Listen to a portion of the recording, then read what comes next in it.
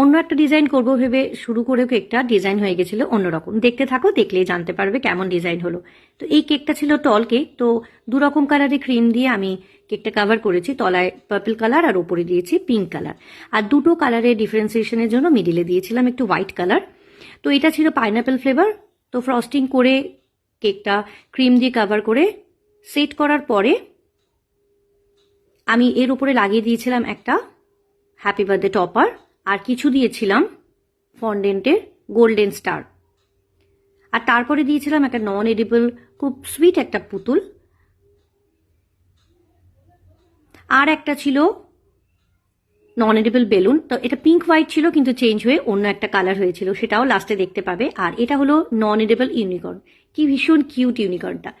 আর রেইনবোটাও ছিল নন এডিবল, একমাত্র এই বানিটা ছিল এডিবল, কিন্তু এই বানিটাকেও আমাদের চেঞ্জ করতে হয়েছিল। তারপরে করে আমি অন্য বানি করে দিয়েছিলাম, এটা হয়েছিল সেকেন্ড বানিটা।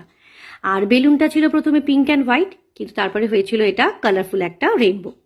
তো কেকটা তোমাদের কেমন লাগলো আর কোনটা ভালো লাগলো সেটা অবশ্যই কমেন্টে জানিও।